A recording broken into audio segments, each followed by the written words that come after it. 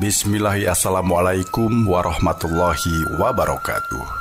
Sampurasun wargi-wargi sadaya, mitra kaum dangu sadaya. Tepang dangu deui dina padaran acara dongeng enteng, urang bakal neraskeun deui hanca dongeng anu katunda, anu judulna Rambut Kasih.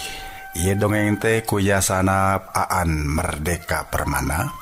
Dina judul Rambut Kasih. Rambut Kasih. Rambut Kasih. Rambut Kasih.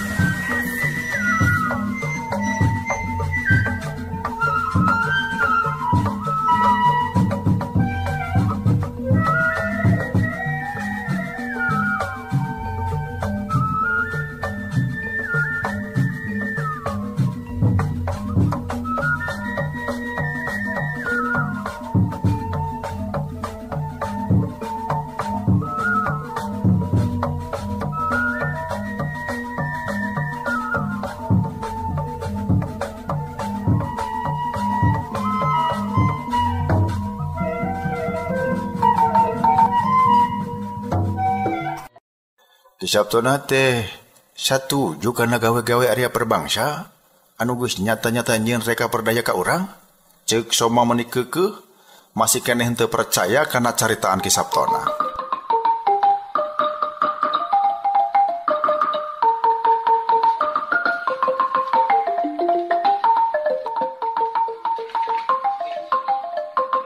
Ceuk aing oge dengekeun jeung bandungan omongan aing sing bener sia. Kapan tadi aing nyarita yen lamun mah si Arya Perbangsa teh bener aing tangtu bakal gabung ka manehna, tapi kapan anu kapanggih mah eta jalma teh teu bener lah, teu balik sabab ku hayangna ngabuktikeun eta cita-cita manehna nyieun lampah teu uni anu matak ngalwekeun batur dina merjuangkeun cita-citana teh urang dikorbankeun supaya dipepehak ku jalma ku saban jalma. Ceuk Ki Sabtona, naon atuh tareka ti urang dina nyang hareupeun ieu masalah teh Ki? Ceuk soma neuteub seukeut ka Ki Sabtona. Ditanya kitu Ki Sabtona ngahulang sakeudeung. Tangtu bakal loba garapan. Sabab gerakan-gerakan si Arya Perbangsa teh bisa diculkeun kitu bae. Teh bisa diculkeun kitu bae maksud teh. Ku sabab manehna geus ngarugikeun urang. Si Arya Perbangsa katut komplotan anak kudu dibasmi. Tapi ieu teh rencana badag tangtu teu bisa diurus ku urang sorangan. Urang kudu tepung jeung Nyi Mas Suminar.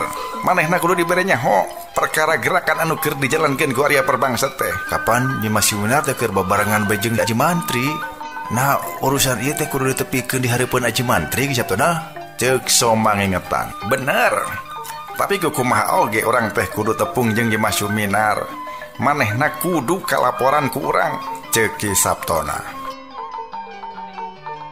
Ari nasib Nyi Tarmina kumaha? Nah manehna antep bae cenah disangsara ku si Arya Perbangsa. Ceuk soma ngingetan ka Nyi Tarmina. Ingeteun ka Nyi Tarmina.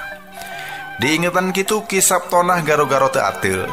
Mani jadi loba gawe kieu geuningnya. Da si Suranggana anu belegug mah. Anas ku aing sia dipercaya dibarengkeun jeung si Tarmina. Ari pek ngadon tambelar.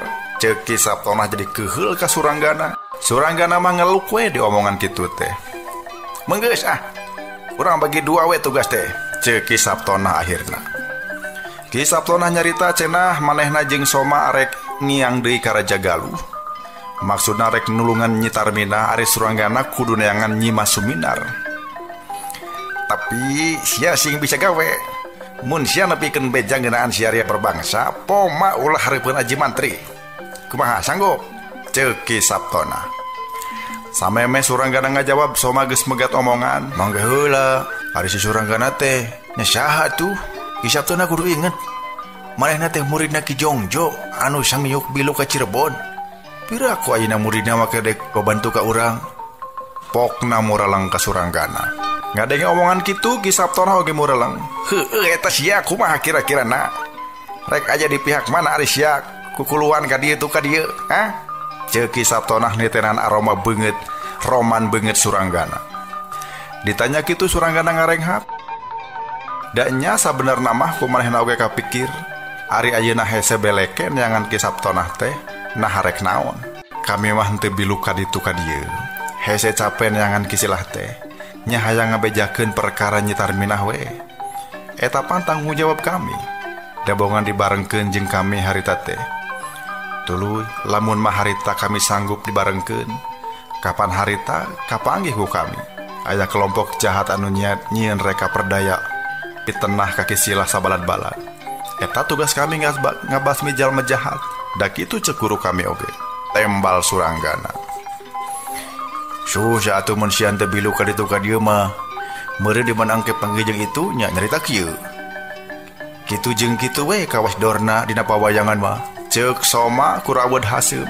Nya kami mah henteu hayang dipercaya teuing. Ceuk Suranggana datar. Atawa sia mah kukulunan we ka ditu ka dieu ku sabab aya nu dianjing cai lah. Nya eta sia mah hayang kasitar minahnya. Ceuk Soma geus ingetan deui kana rasa timburuna. Ku Suranggana mah teu dilayanan. Ku sabab obrolan jadi ngarekahan karena masalah-masalah sejen. Kisaptona megatan, geus cenah anu penting mah ayeuna kudu mikiran perkara gerakan Arya Perbangsa anu bisa-bisa pibahayaeun keur sararea. Sia Suranggana, ku aing diperih pati pikeun nepungan Nyimas Suminar. Naon-naon anu ku sia dipikeun nyaho bejakeun ka Nyimas kumaha? Teu Kisaptona mutuskeun. Dijawab ku Suranggana ku unggeu, ari geus kitu mah Kisaptona nyarita are ka Raja Galuh dibarengan ku Soma.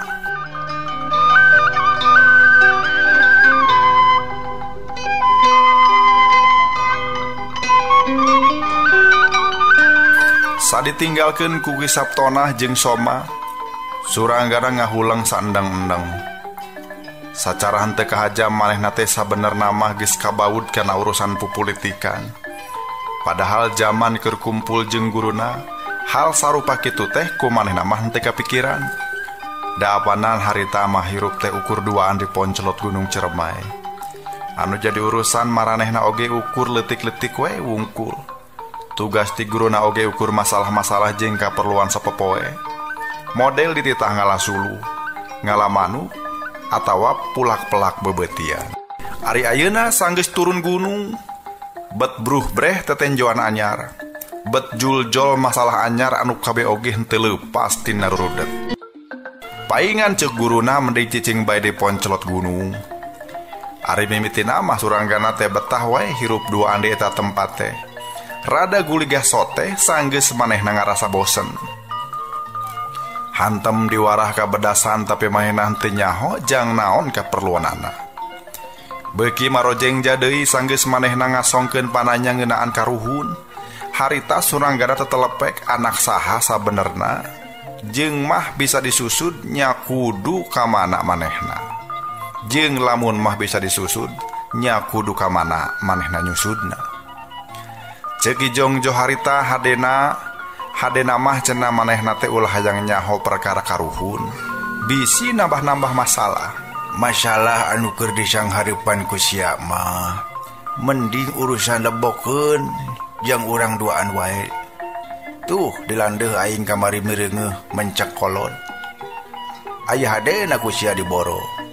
Dagingna dikere jeung keperluan yang hareupan usum ngiji, ceuk Kijongjo harita. Tapi Suranggana henteu bisa dibebenjokeun, tetep wae cita-citana teh hayang nyaho saha ari karuhuna.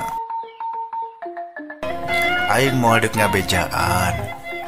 Ngan lamun sia deuk ngalalana, tanuan de eta bakal ka koreh.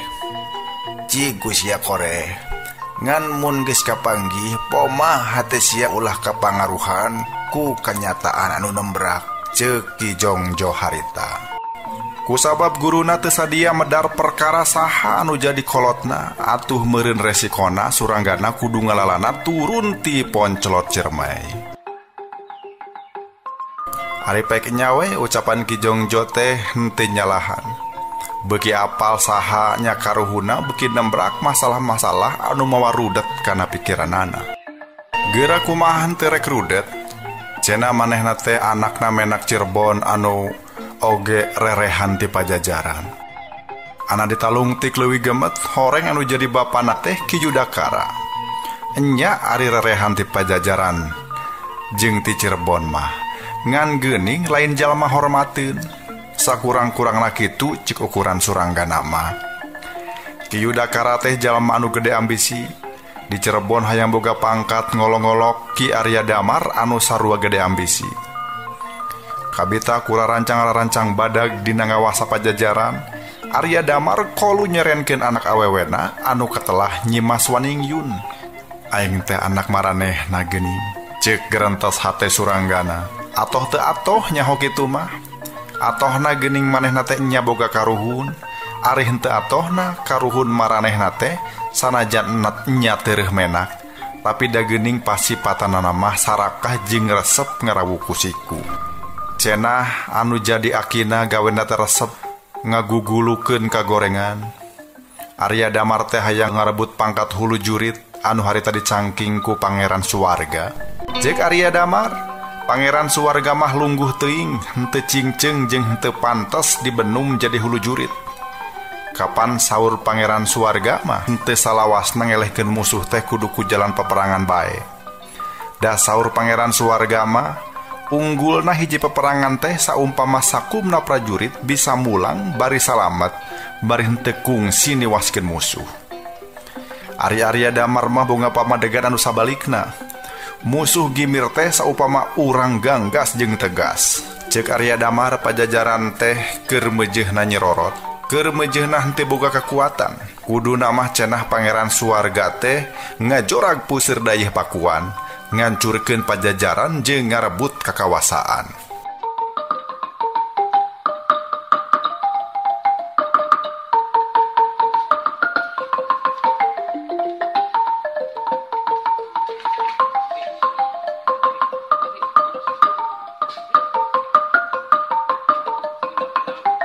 Basa zaman Prabu Ratu Sakti antara tahun 1548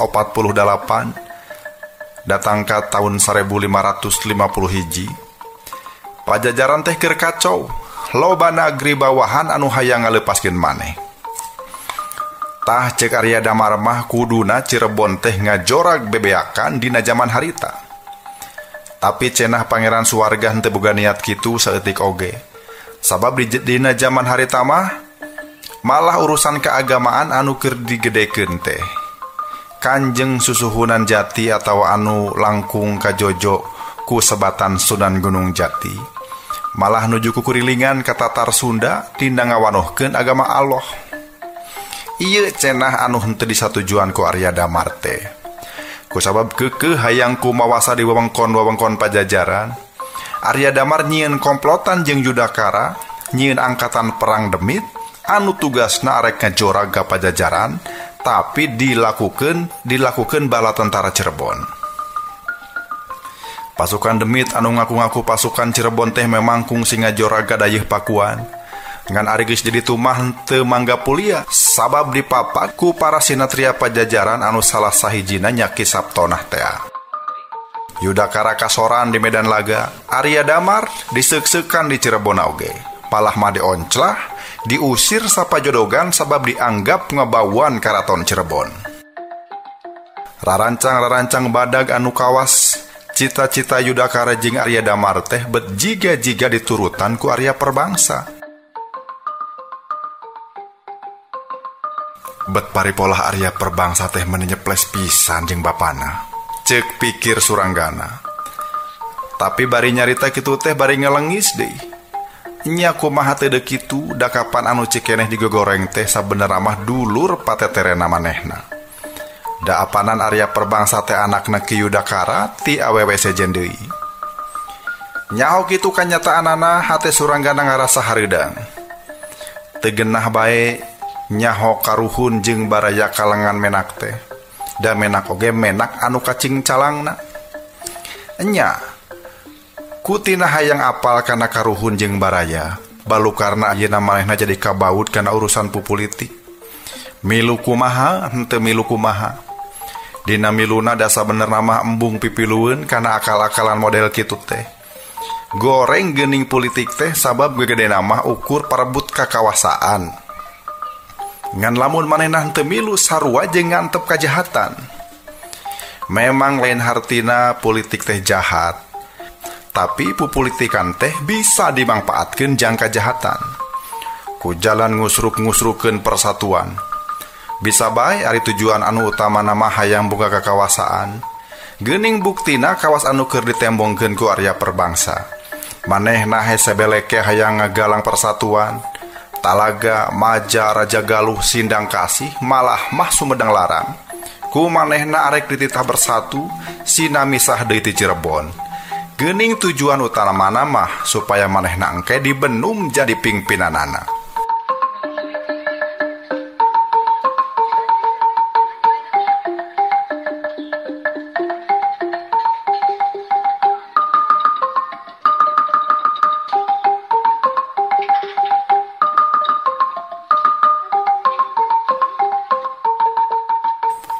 Aing mah ulah ilu-ilu bari mamawa maneh kana politik teh. Lain hayang ancrup kana politik. Sokomo jiga batur hayang jadi pamimpin jeung hayang boga kakawasaan. Ieu mah ku alatan hayang nyinglar kajahatan we, ceuk pikirna. Bari hatena ku malayang deui kana nasib anu keur tumiba ka diri Nyi Tarminah. Ceuk pikirna eces, Nyi Tarminah teh geus jadi korban politik. Kiteja nu jadi bapana geus tiwas di pangperangan. Ayeuna manehna kadungsang-dungsang sakapeung katalikung kumara bahaya. Malah geuning pamustungan mah make kacang kalaku musuh sagala. Anu suranggana beki peurih ngarasakeunana kahormatan Nyi Tarminah. Salaku wanuja oge geus ruksak diganggu ku Arya Perbangsa. Mun inget kepala bahdinya, angen suranggana manikarasa nyel-nyelan bakatingku sebel. Suranggana geus henteu hayang diaku dulur ku Arya Perbangsa. Sanajan manehna teh dulur hiji-hijina deui. Tapi teu ngarasa diajenan boga dulur kitu patut. Atuh sok angot ayeuna mah masalah pribadi anu hese dibang balerekeunana. Geus henteu bisa dipungkir deui, sabenerna mah manehna teh geus neundeun hate kadua leutik ka Nyi Tarminah. Lila babarengan jeung eta cawene bari ngalaman rupa-rupa marabahaya. Geus ngadeukeutkeun hatena kana hate Nyi Tarminah. Leupas tina polah-polah goreng anu kungsi kabireungeuh dina rengkak paripolah Nyi Tarminah. Tapi ari hate suranggana mah geus kapincut manten. Sok angot saila reujeungan teh Nyi Tarminah geus mikeun sagala kadirina. Lamun mah Nyi Tarminah teh pamajikan nya memang Nyi Tarminah teh pamajikan manehna pituin. Ngan tacan diresmikeun ku agama bae. Antara Nyi Tarminah jeung manehna teh sabenerna mah geus kawin batin.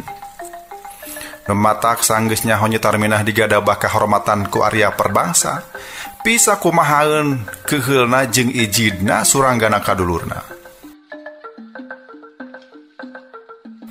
Sia mah nyucut, teu dipicen sasieun oge jeung bapa sia. Dasar, ceuk paribasa mah uyah mah tarat es kaluhur, ceuk suranggana kutuk gendeng. Ngan ari geus kitu ras deui manehna inget yen apanan bapana Arya Perbangsa teh oge bapana manehna. Ambek nyedak tanaga midak akhirna peureup suranggana dipake ngagebugan dahan kai. Dahan kai remuk tapi leungeunna oge barareuh jeung karasa nyeri nyautan. Ari keheulna geus rada ngurangan mah jung suranggana nangtung. Geus kitu lempang ninggalkeun eta tempat. Suranggana lempang lalaunan tapi lempang teh nya lempang ka mana. Tadi ku kisaptona manehna dititah nyuk curug Nyi Mas Suminar. Tapi nya kudu ka mana neanganana. Nya saprak bareng jeung Aji Mantri, Nyi Mas Suminar teh jiga anu tilem norobos bumi. Nah kamarana maranehna duaan teh. Aji Mantri teh cenah geus apaleun saha ari Nyi Mas Suminar. Ngan anu teu apaleun mah yen Nyi Mas Suminar sok nyamur jadi cawene biasa tur ngaranna Nyi Tarsih. Atuh pon kitu deui Aji Mantri acan apaleun yen Nyi Mas Suminar teh sok niru-niru Nyi Rambut Kasih tur mingpin ratus-ratus anak buah anu katelahna baladna siluman Nyi Rambut Kasih. Suranggana ngira-ngira keur naon ayeuna Nyi Mas Suminar teh. Naha manehna apaleun yen aya gerakan sejen anu ngaku-ngaku baladna siluman Nyi Rambut Kasih tur gawena nyieun rupa-rupa kajahatan.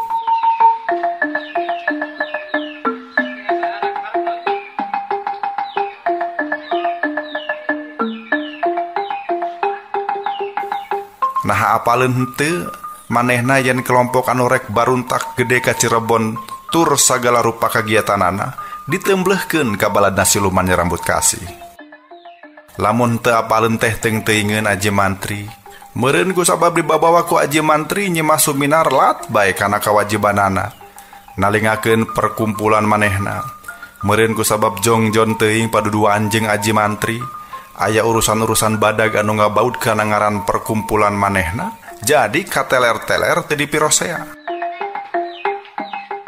Nya kaya kitu mah aing teh kudu geuwat tepung jeung Nyi Suminar. Manehna kudu dielingan ulah dedeketan teuing jeung aji mantri. Sabab balukarna urusan jeung nasib pakumpulan teu dipirosea, ceuk pikir Suranggana. Ngan geus mikir kitu manehna oge jadi inget deui kana jalan pikiran Soma. Cenah teu mustahil aji mantri oge kabaud kana gawe anu keur dirancang ku Arya Perbangsa. Ari anu jadi perkara, kapan aji mantri teh teureuf pajajaran, malah masa sat putra mahkota pisan. Da kuduna mah anu boga pola hayang ngahijikeun deui wewengkon-wewengkon urut pajajaran teh lain Arya Perbangsa, tapi aji mantri. Ceuk Soma harita moal mah sabenerna anu mingpin eta gawe badag teh lain Arya Perbangsa, tapi aji mantri. Suranggana ngahuleng mun kudu nuturkeun jalan pikiran Soma teh, manehna teu percaya. Tapi lamun ditepung-tepung kabeh oge tepung gelang. Tapi da aji mantri mah basa tepung jeung aing oge teu katembong jiga jalma anu gede ambisi ah. Ka aing oge teu pupuguh kalah ka mere Kujang Pusaka dua pangadekan, ceuk hatena deui. Kituna teh bari teu karasa leungeun ngagaramang ngaragap perah kujang anu nogel dina cangkengna. Ieu teh Kujang Pusaka bawa ti pajajaran, maunatna kana naon geus karasa ku manehna. Anu utama bae sanggeus mamangkel eta barang pusaka hatena karasa leuwih tetek deui. Lamun mah masih keneh boga kakeuheul, lamun mah boga kaambekna henteu kaleuwih. Horeng saprakna kal eta barang teh manehna bisa memperjiwa, bisa ngadalikeun emosina. Leuwih karasa deui lamun keur adu hareupan jeung musuh. Musuh teh jiga nu kasirep. Lamun itu rek ngabinasa sok ngadadak jadi rumegag, sanggeus paadu tetep jeung manehna. Tungtungna dina bitota mah ngalawan saha bae oge, manehna henteu pati dicilakakeun ku deungeun. Atuh kitu deui deungeun anu adu hareupan jeung manehna. Kalau lobaana mah salamet sabab hate manehna oge jadi leah, henteu boga rasa ceuceub anu kaleulewihi. Lamun mah peuting tadi loba korban patulayah eta lain gawe manehna tapi gawe Soma anu sama sakali henteu kapangaruhan jiwana ku balukar maunatna kujang dua pangadekan. Tetela eta teh memang barang pusaka.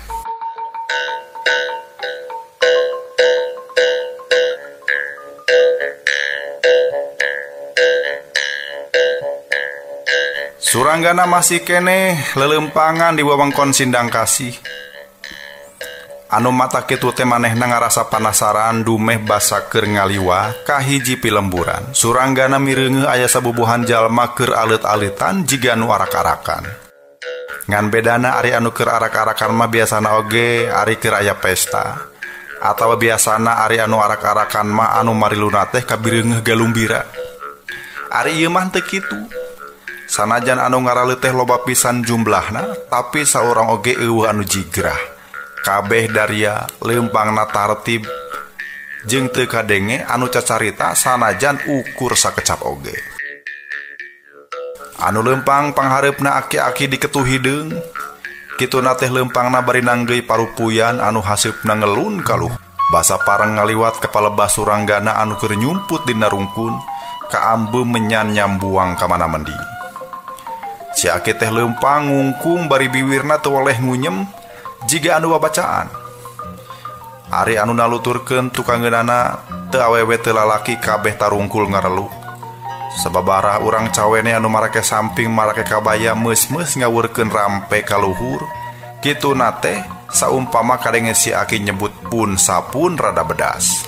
Pun sapun kasang rumuhun ka Batara ka Batari. Batara anu ngayuga Batarina Nyi Rambut Kasih. Wur kembang rampe diawurkeun ka luhur sababaraha kali. Ngadenge si aki nyabit-nyabit ngaran Nyi Rambut Kasih geus moal salah. Ieu rombongan teh sakurang-kurangna mangrupa masyarakat anu ngarasami ka cinta ka Nyi Rambut Kasih. Nah rek naon maranehna ulat alit sarupa kitu teh. Suranggana jadi inget deui kana kajadian di jero guha di wewengkon Indrakila. Harita teh sabubuhan urang Indrakila ngayakeun upacara ngemat Nyi Rambut Kasih. Sanggeus maranehna maca jampe jeung raja. Di jero guha ngurumuy hiji putri anu make pakaian sutra dewangga sing sarwa bodas. Ceuk urang Indrakila anu ngajirim di dinya teh nya Nyi Rambut Kasih, ratu karatuan Sindang Kasih anu tilem 8 tahun kaliwat. Tapi dari anu kapanggih ku suranggana mah anu ngajenggleng dianggap Nyi Rambut Kasih teh taya lian iwal ti Nyi Tarsi. Moal mah ayeuna oge maranehna teh arek ngemat Nyi Rambut Kasih. Ku sabab ngajudi kitu atuh suranggana beuki panasaran. Barang eta aletan ngaliwat oge manehna megeuwat nuturkeun di tukang bari rerencepan. Tetela geuning eta aletan teh muruh hiji tempat anu katelahna leuwih lenggik. Ari sakanyaho suranggana leuwih lenggik teh baheulana tempat padepokan Nyi Rambut Kasih. Malah cek sakaol mah Nyi Rambut Kasih anu ngaratuan karatuan Sindang Kasih teh cenah tilemna di dinya pisan dina taun 1488.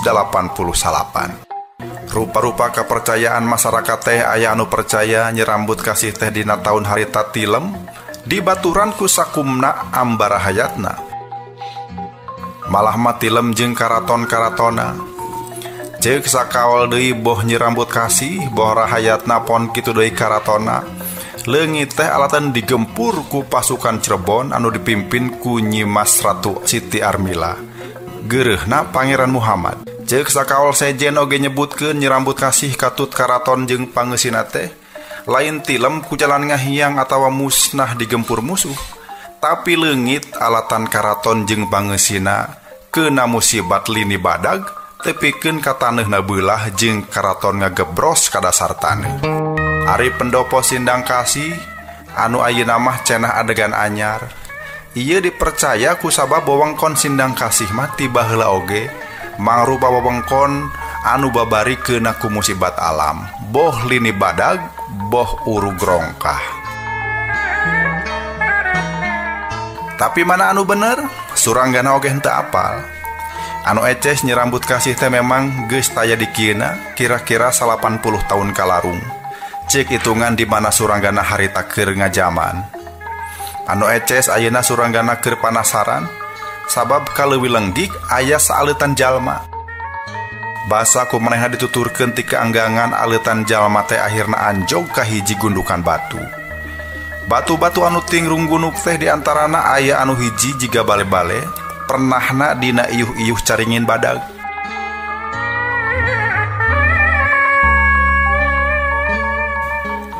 Suranggana percaya eta bale-bale batu teh baheulana tempat Nyi Rambut Kasih mujasmedi, mangadep ka hiang anu jadi sesembahanana. Eta sesembahan Nyi Rambut Kasih teh cek Arya Perbangsa mah nyaeta sesembahan anu disembah ku urang pajajaran harita. Cek Arya Perbangsa basa suranggana keur diolo-olo sangkan daek gabung. Urang pajajaran teh henteu sumembah ka dewa kawas urang Hindu, tapi ka hiji sesembahan anu katelahna hiang. Ari hiang teh cenah hiji kakuatan gaib anu kamampuhna jauh saluhureun manusia, tapi henteu kapanggih jirimna. Kitu sababna disebut hiang atawa gaib. Nu mata kitu sababna cenah sanggeus kadatangan Islam, urang pajajaran kabagi dua. Anu nampa Islam henteu hese nampana sabab sesembahan urang pajajaran jeung urang Islam sasat henteu beda. Nyaeta sarua sumembah ka hiji kakuatan gaib anu henteu kapanggih jirimna. Urang pajajaran nyebutna hiang, ari urang Islam mah nyebutna Allah. Sabab urang pajajaran oge loba anu kumeukeuh hayang mertahankeun ajaran karuhuna jeung narah asup Islam.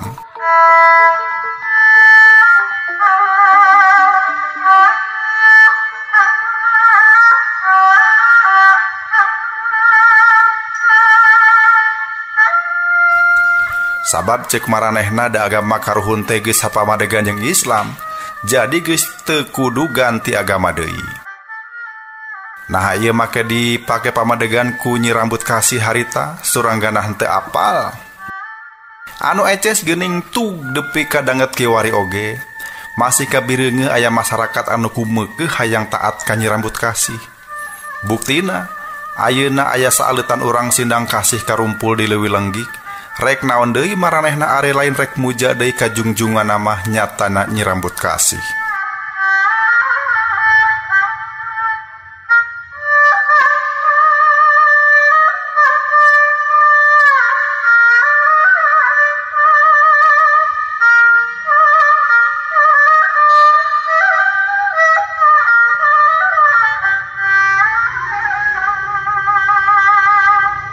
Aing kudu ngawas-ngawas maranehna.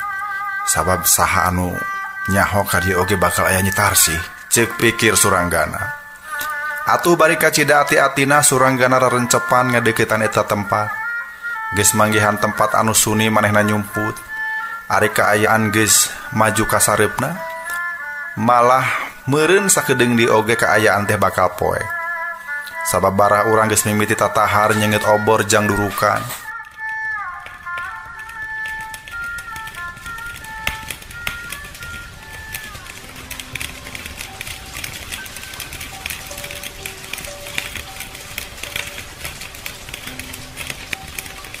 Basa poek geus mongkleng, durukan geus ngagedur, sabubuhan jalma oge geus tingrariung nyang hareup kana bale-bale batu tea. Parupuyan geus diseungeut deui, menyana geus dibeuleum deui, haseup menyan ngelun ka manggung, bauna angin-anginan.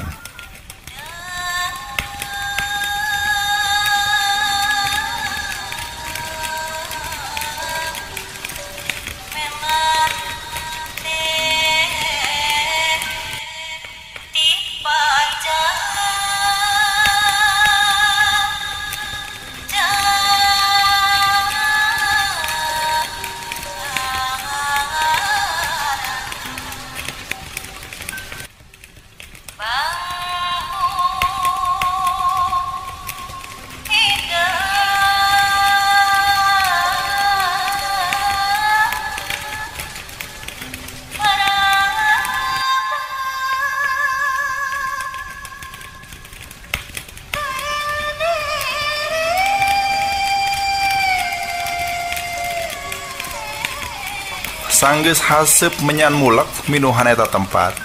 Si aki anu mimpin eta upacara teh geus mimiti ngarajah deui. Kieu cenah rajahna teh.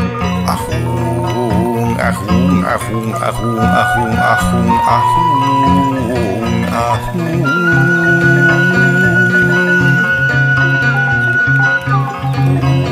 Sapun kasang rumuhun ka Batara nu ngayuga. Kabatara nu ngayuga, kabatari Nyi Mas Rambut Kasih.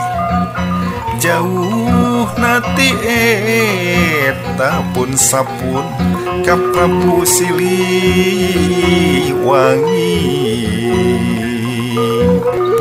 Pun sapun ka Prabu Siliwangi ka Sri Baduga Maharaja.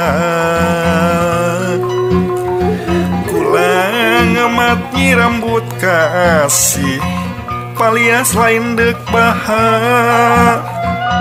bahasot teh kanu jauh tina bebeneran, narasot teh kana jalan cilaka. Da Kanjeng Prabu Siliwangi, da Kanjeng Dewi Nyi Mas Rambut Kasih. Lain bah jauh tina bebeneran, lain bah jauh tina kanyataan. Bahasot teh dumeh pageuh kana kayakinan, dumeh pageuh kana kayakinan.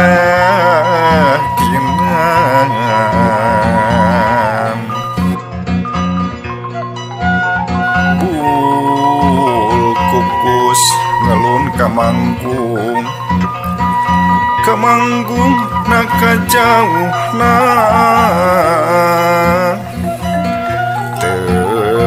tep dina sirap-sirap na sirap kawaluyaan, kawaluyaan jang hirup saterusna sakitu ka urang sawarga mani loka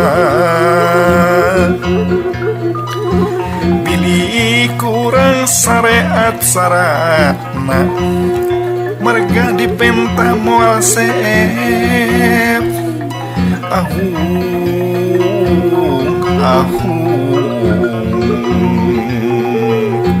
hadir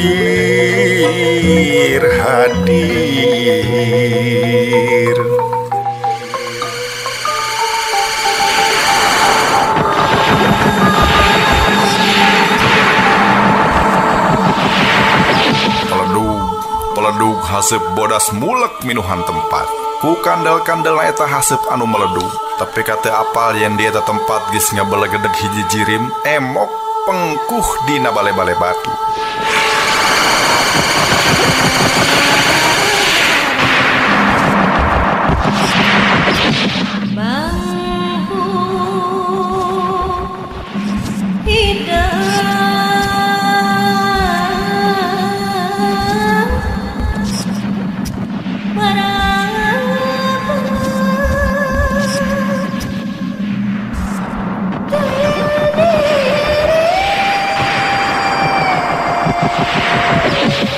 sih geuning ceuk hate suranggana manehna geus ngajudi ti anggalna yen Nyetarsih bakal hadir ka eta tempat ngan sanajan kitu angger we ari hatena mah deg-degan angger ari bulu punduk namah pating puliding kumaha henteu kitu Nyetarsih harita make pakaian sing sarua moronyoy boh samping boh kabaya diwengkutina sutra putih anu dikelim ku benang emas warnana moronyoy jeung tinggurilap sabab katojo ku cahaya seuneu nu tinggal lebur.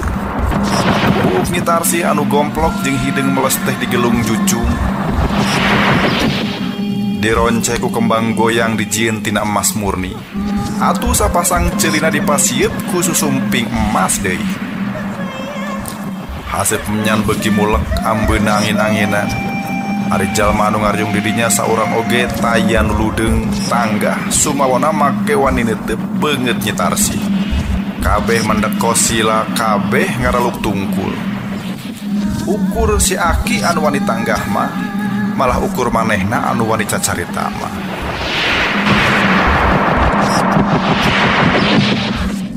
nada witi maha suci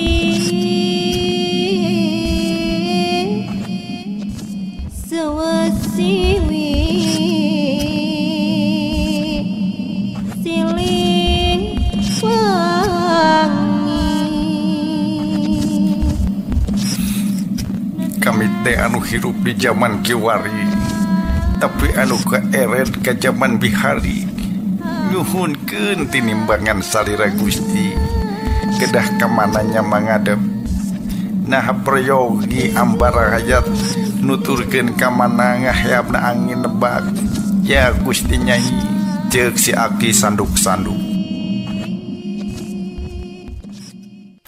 henteu dijawab langsung sabab Nyetarsih bangun kebek ku pikiran ngan kitu na teh henteu ku ngesilila sabab manehna geus ngajawabna mungguh singget pinuh ku silip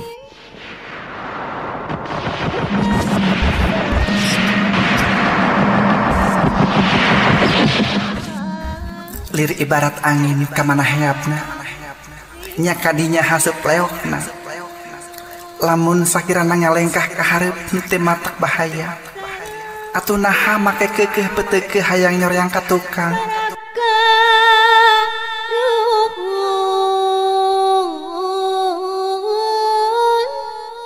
ceuk Nyetarsih bab jarempling ya pati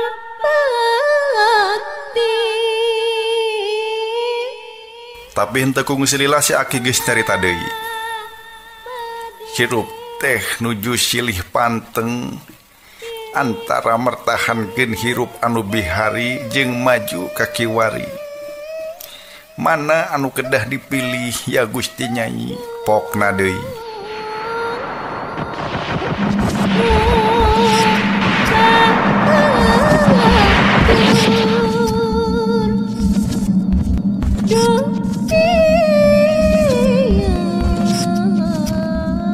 saha atuh anu maksa-maksa Pirusa kana hirup. Geura timbang-timbang deui kasauran ama Prabu yen somah teu dicarek milih agama anu dipungpang teh gonta ganti agama dina agama anu ieu laju kana agama anu ieu kitu jeung kitu saterusna eta anu dipahing mah.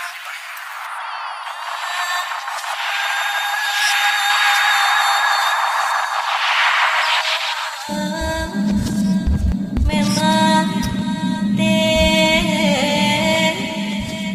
dipajang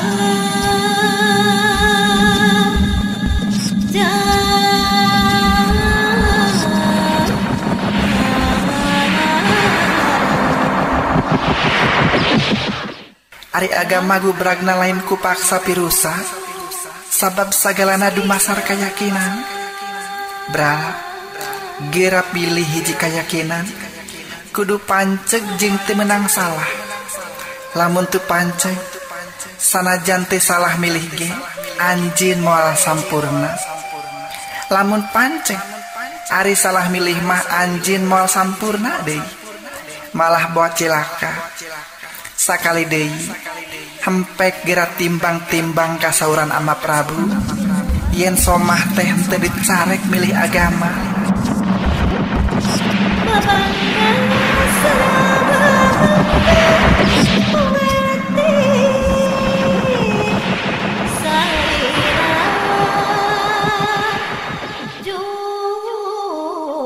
Ceuk Nyi Tarsi, atuh ari geus cacarita mah ngan pledug deui haseup bodas ting pledug kandel nutupan tetenjoan.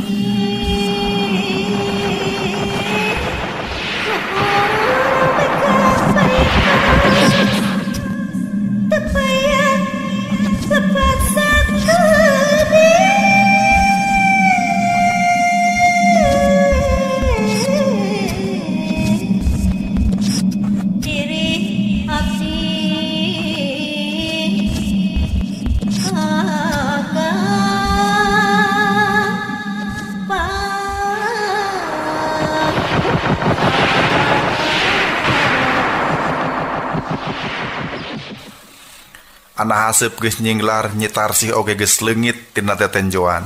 Nyao ka mending ngilesna. Suranggana reuwas sababasa kebongohan. Atuh ku sabab kitu sanggeus Nyi Tarsi ngiles, manehna oge geuwat ngolebat ngajauhan ti dinya. Anu diseja tayalian hayang nyusul-nyusul ka mana leosna Nyi Tarsi.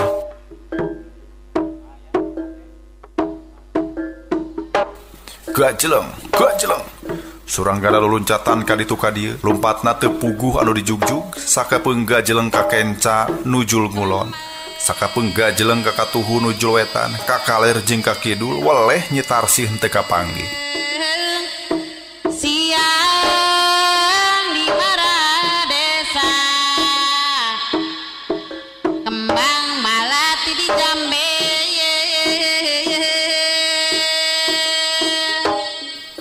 Antukna Suranggana jadi capek sorangan, brak koe deuk satengah meubetkeun bujurna. Diuk nyarande tina batu cadas, malah ku awahing capek ngan ker bae sare. Mega malang mataran sore,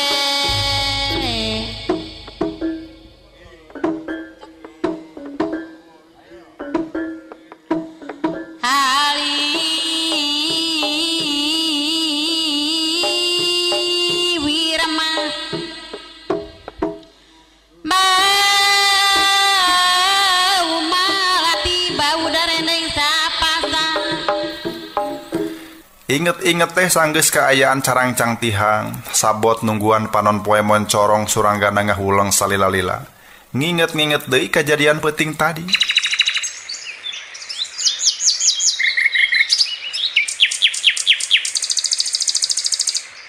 Udah gaditu ka dieu tetela anu diteangan mah henteu kanyahoan ka mana ngilesna. Atuh ku sabab kitu Suranggana kapaksa leumpang ngajauhan sindang kasih. Ngan basa manehna anjog ka jajalanin anu rek muru ka Raja Galuh. Di sisi leuweung kapanggih aya nu keur tarung. Anu Suranggana ngagebeg sabab tetela anu tarung teh tayalian iwal ti Nyi Tarsi.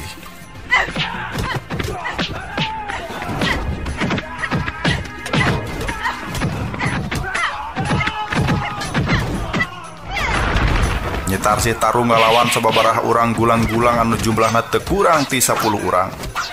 Ngan hebatna sakitu digepung ku lalaki bardas kitu Nyi Tarsih henteu kadeseh.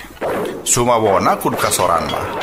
Malah masa balikna anu 10 urang itu anu kateter. Nyi Tarsih kalawan gagah ngabubat babitkeun gobang anu dicekelna. Saban gobang nyasar ngarah-ngarah saban kadenge anu ngoceak alatan kakeunaan. Ngan sanajan kitu pikeun ngelehkeun sakabeh musuhna Nyi Tarsih henteu bisa sanggup gancang-gancang. Buktina sakitu kesangna geus boborot. Saluar awakna ari musuh mah acan kabeh kaelehkeun. Sabot kitu ti jauhna geus daratang deui sabubuhan gulang-gulang anu lumpat panghareupna tutunjuk bari cocorowokan.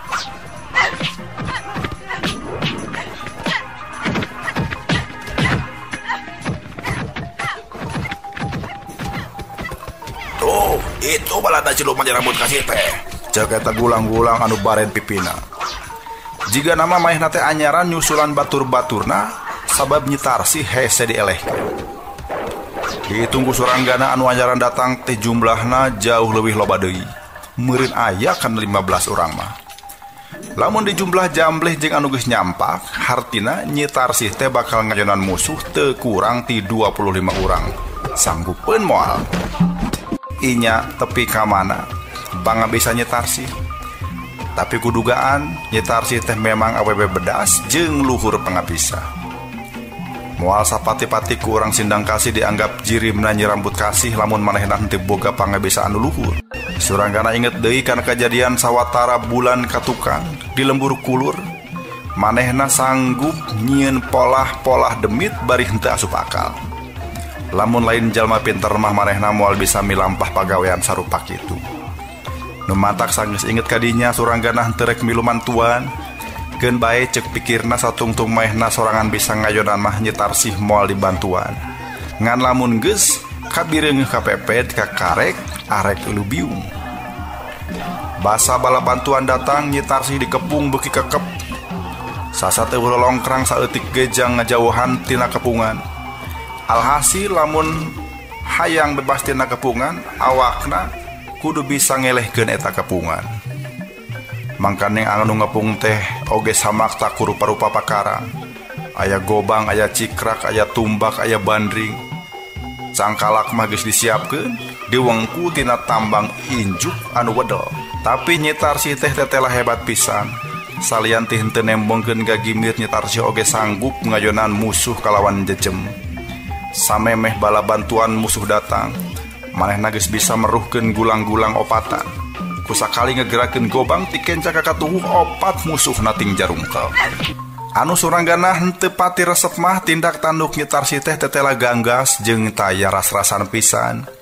Saban musuh anu bongoh saban kakeunaan tur pasti tatuna parna atawa malah misan paksa pada harita.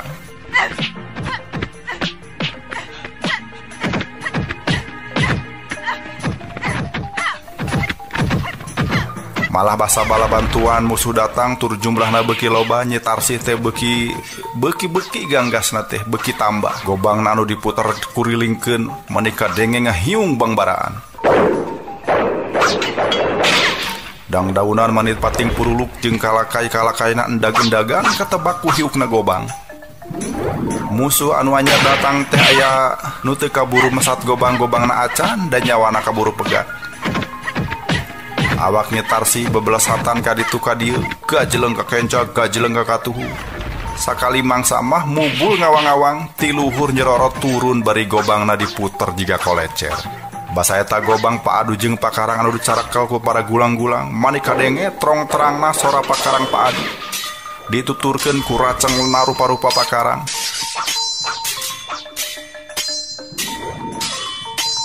Malah teu kungsi dilatidinya kadenge ting darengek jeung ting koceakna jalma. Aya anu langsung ngudupung, aya anu adu glajar gogorentelan jeung aya oge anu awakna ngacleng nubruk kana dahan kai gede. Mireungeuh batur-baturna kasoran teu mangga pulia, anu masih keneh salamet jadi humar hemir rek ngajorag ka hareup. Malah akhir rabah make jeung undur-unduran sagala rupa. Pamustunganana bertek bae birat lalumpatan.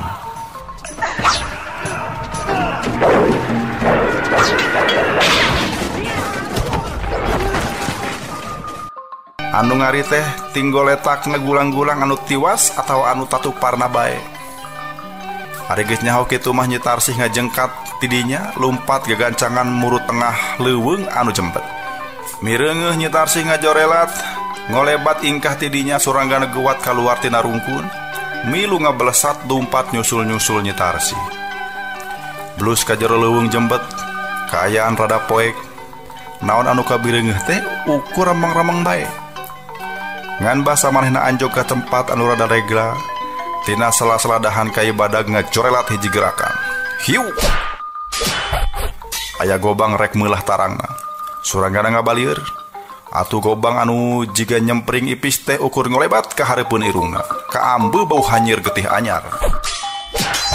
Suranggana bisa ngajudi anu cekeneh nyerang teh geus moal salah deui. Ari lain Nyi Tarsih mah. Dajeng enyana. Basa eta jirim ajeg pengguh hareupeunana. Ana ngajenggelek teh Nyi Tarsih. Nyi Tarsih anu geulis, anu antieum jeung kulitna anu lemes tur bodas teh nangtung ngajega. Gobangna ditujulkeun ka harigu Suranggana. Arek naon sia ti tadi nutur-nutur bae aing? Pokna teu. Ku Suranggana acan dijawab kajaba jongjo neuteub keuretan beungit manehna. Tetela Nyi Tarsih teh geulis pisan, leuwih jauh leuwih geulis tibatan Nyi Tarminah. Malah tagog jeung tangtungan turunan pangagung teh kaciri pisan ayeuna mah. Roman beungeutna mawa pangaruh ajrih ke saha bae oge. Arek naon nutur-nutur aing ha? Pokna deui ngadila. Nutur-nutur so teh kami mah inget deui we kalembur kulur. Walon Suranggana. Ngadenge Suranggana nyarita kitu Nyi Tarsih molotot. Meureun manehna inget deui harita dipapangku ku Suranggana. Malah leuwihna teh eta leungeun Suranggana ngagaramang memener kancing kabaya manehna anu buliglag. Geus kitu henteu ata parah ngaheumbatkeun gobangna ti luhur ka handap.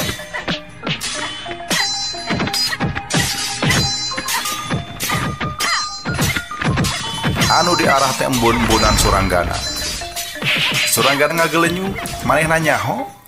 Nyi Tarsih henteu boga niat ngakalahkeun dirina. Sabab lamun niat arek mateni gobang anu keur lempeng nujul kana hariguna teh. Gobang anu keur lempeng nujul kana hariguna teh henteu kudu diangkat ka luhur tapi karicacabkeun bae ka hareup tangtu nojos kana hariguna. Gerakan anu ieu mah teu kurang teu leuwih maksudna ngan ukur arek nyingsieunna manehna bae.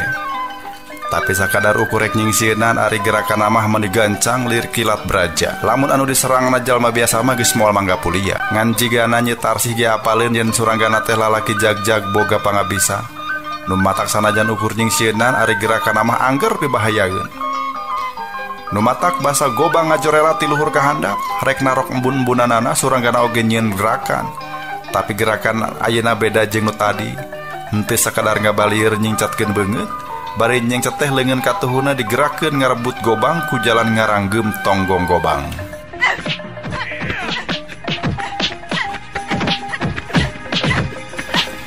Nyi Tarsih nyahoeun gobang narek direbut, atuh si gobang teh gancang dikenyet. Geus tulus henteu tulus narok ti luhur ka handap, tapi diputerkeun deui ngababad ti kenca ka katuhu. Hiu! Hiu! Awak Suranggana dongko sukuna nilep. Gobang ngahiuk luhureun sirahna. Pikeun kadua kalina leungeunna ngaranggeum arek ngarebut gobang. Nyi Tarsih kapaksa luncat ka tukang salengkah ngajauhan leungeun Suranggana. Kurang ajar sia. Pokna geus nangtung ajeg deui. Nya sia mah meni eueuh kacape. Menggeus mentong arek ngakalahkeun batur deui ceuk Suranggana akhirna. Aing mah teh bisa dielingan ku jalma saliwat deuleu. Sia nutur-nutur aing teh nyarek naon deuleu? Ceuk Nyi Tarsih deui. Suranggana rumenghap geus kitu mah gubrag mebeutkeun awakna dina taneuh. Maehna diuk nyarande kana awak kai. Kami teh dititah ku Ki Sabtona nyangan sia nyai, tembal Suranggana.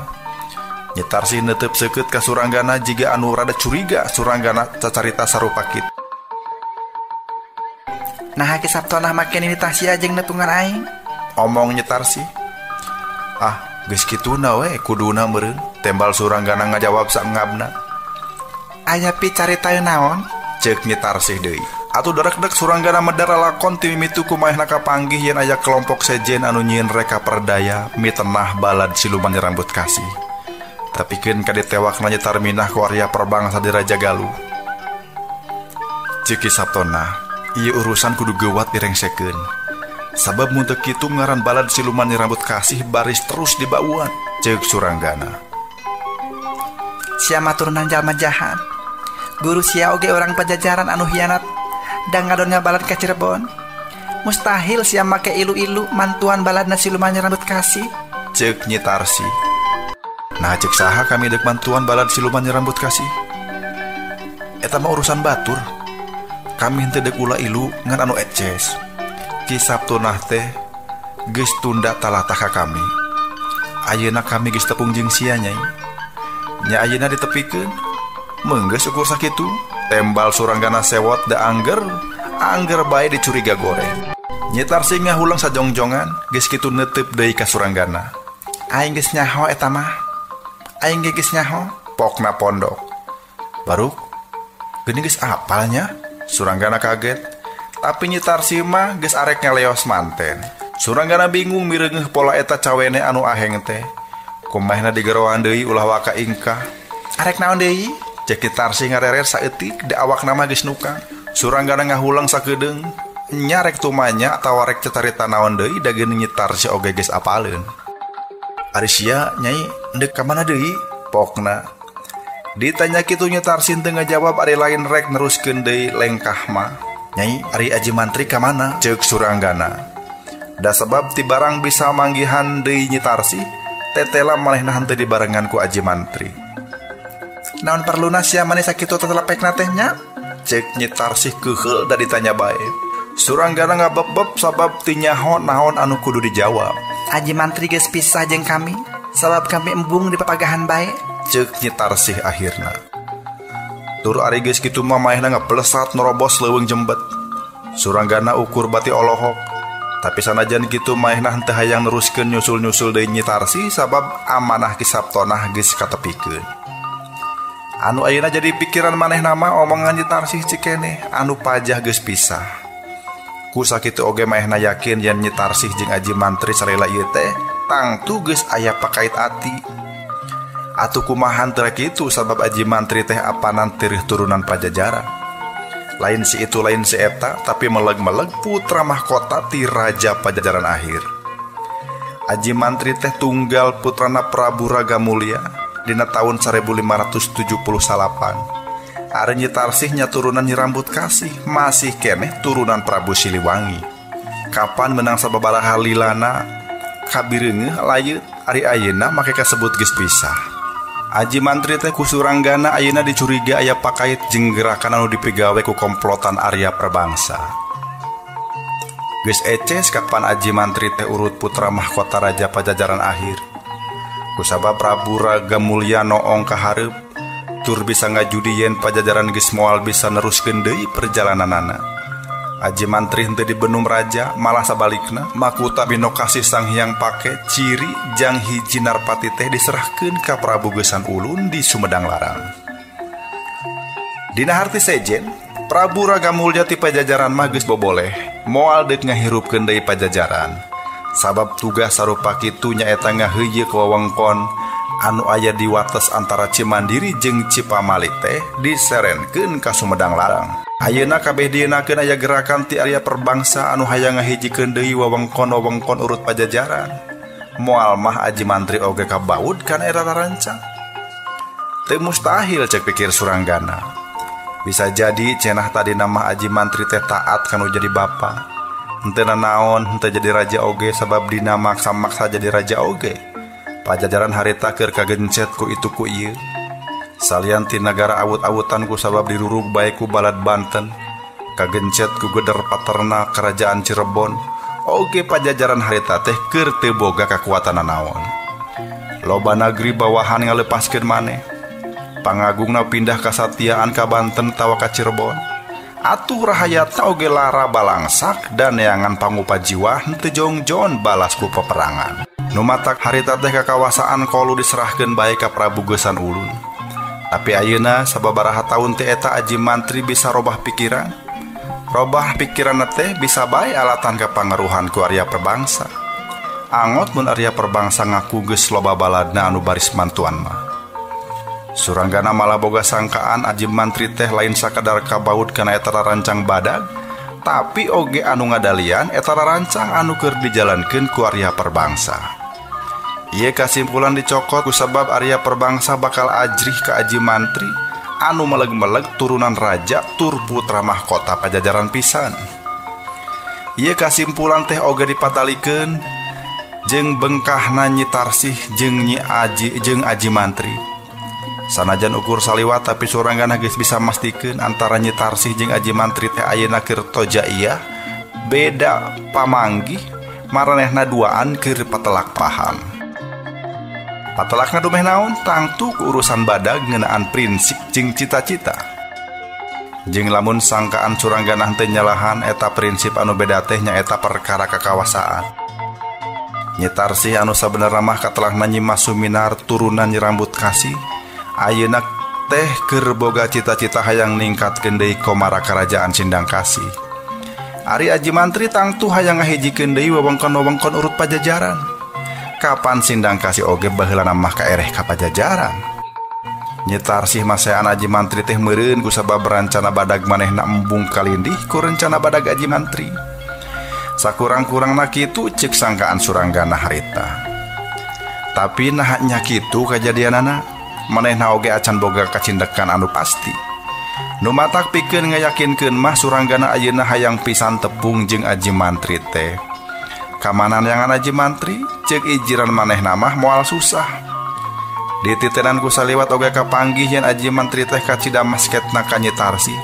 Atuh pikeun manggihan Aji Mantri mah akalna kudu nyaho ka mana Nyi Tarsih leok. Basa Nyi Tarsih ngajengka tadi memang teu nyebutkeun rekamanana. Tapi sanajan gitu Suranggana bisa ngajudi yen Nyi Tarsih teh tangtu bakal muru Raja Galuh deui.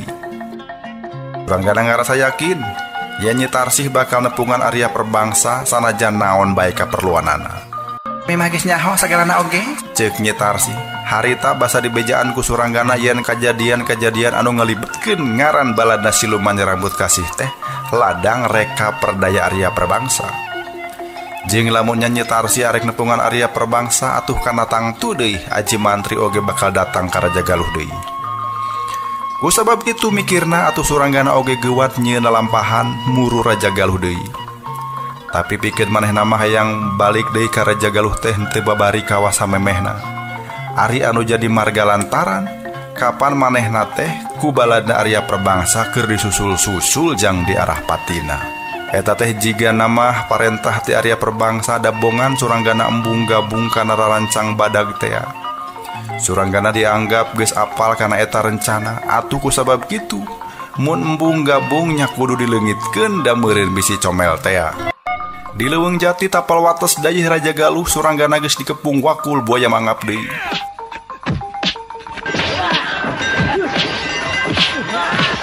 Anu ngepungna eces para punggawati dayeuh Raja Galuh sabab maranehna geus apaleun saha ari Suranggana. Ieu geuning mangkeluk teh datang deui. Ayo kanca-kanca, montong disesakeun. Odaran ieu mangkeluk teh. Ceuk gulang-gulang anu kumisna baplang, anu jigana mah luluguna atawa komandan pasukan.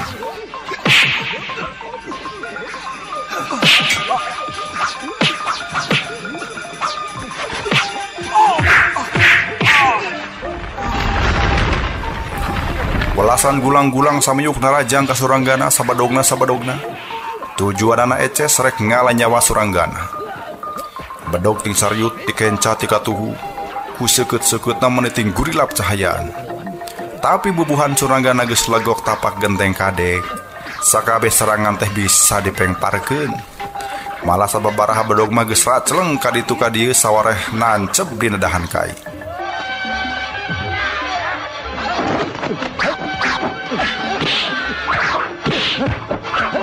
Mantong sia ka ditu. Sabab sia kabeh moal bisa ngelehkeun aing. Patan kudu ngababatang teu pugu urus, mending calukan durungan sia. Nyatana si Arya Perbangsa. Bejakeun kitu, ku aing manehna bakal dihampol.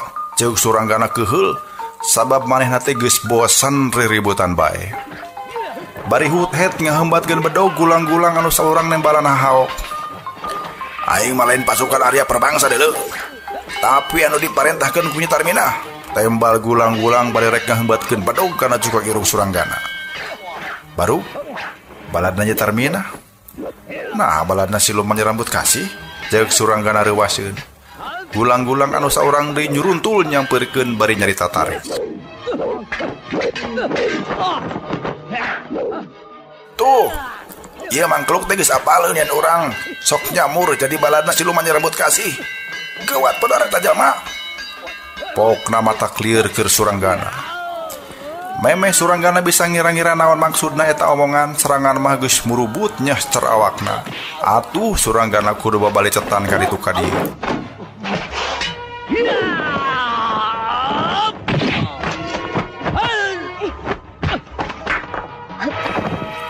Lamun mah disebut penyakit, nya penyakit Suranggana teh embung hampang leungeun, babari ngakalahkeun batur. Atuh kusabab kitu dina bitota mana teh manehna mah jadi teu laluasa ngelehkeun musuh da embung kejem teh.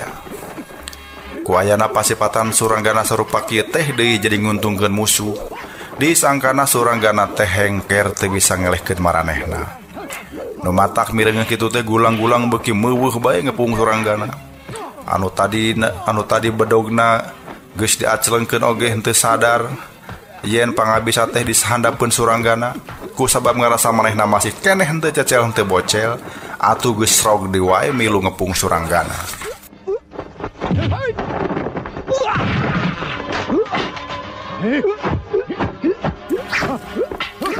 Mireungeuh kitu mah Suranggana oge jadi keuheul. Nu matak basa salah saurang ngaheumbatkeun deui bedogna ku manehna geuwat ti papag. Plak. Putayan gulang-gulang dikepret tepikeun ka bedogna leupas. Samemeh bedogna murah geuwat disangga ku Suranggana geus kitu siat. Bedog dibubat babit ka kenca ka katuhu. Henteu ari dipake ngababat awak mah, tapi ku balu kareta serangan sababaraha hiji bedog musuh geus raceleng deui ka ditu ka dieu. Ari pigelang leungeun anu nyekelan ampir kabeh kagores ku mata bedog anu kadenge teh ngandengek nu reuwaseun jiga nyerieun ku sabab leungeunna tatu.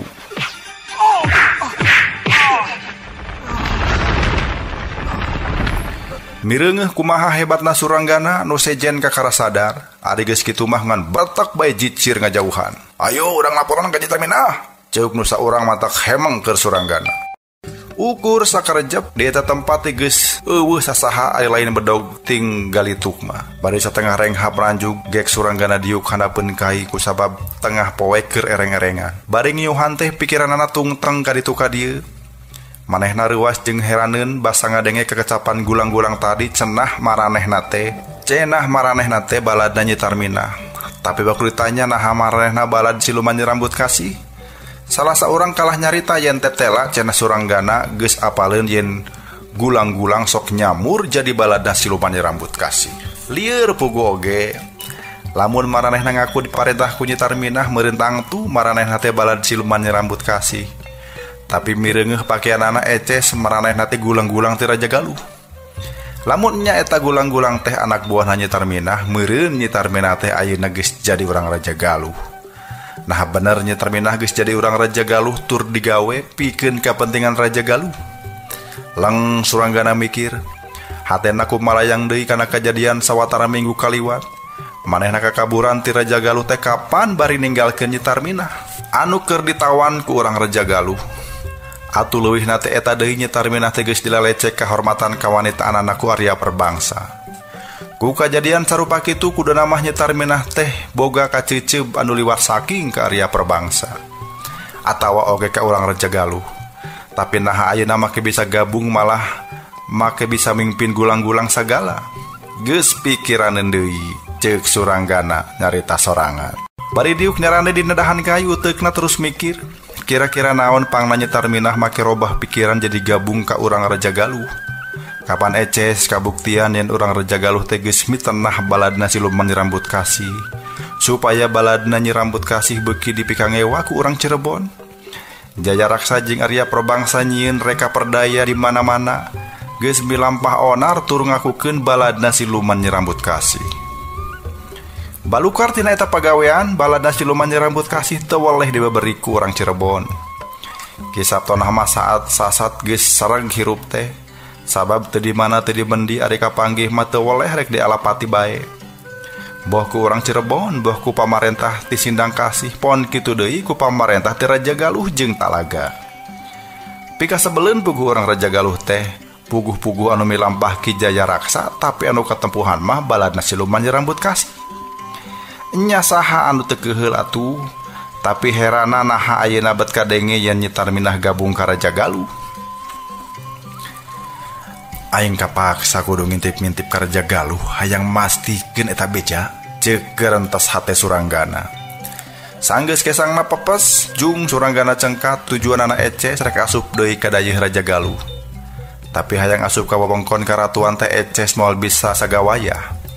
Di sakigireun urang ditu geus apal ka manehna, apanan danget ieu manehna keur jadi buronan jeung nyawana keur diarah-arah. Alhasil supaya rada aman teh asup ka karaton Raja Galuh kudu wayah peuting bae. Suranggana tanggah ka luhur panon poe geus maju ka kulon, tapi ari kaburit mah jauh keneh. Atuh supaya henteu karasa lila nungguna, maehna rek ngareujep heula sakedeung. Kalacat bae maehna narekel kana tangkal kai gede geus aya dina dahan kai mah ker bae sare. Tapi asa can lila-lila teuing sare teh sabab ti jauhna kadenge sorak kotoplak suku kuda.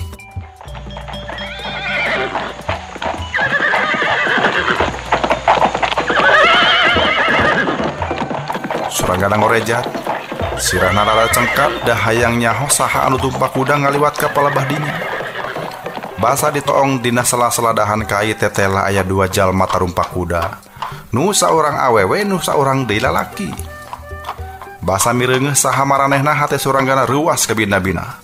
Sabab anu tarumpak kuda bari ngalobrol teh tetela Nyi Tarminah jeung Aji Mantri.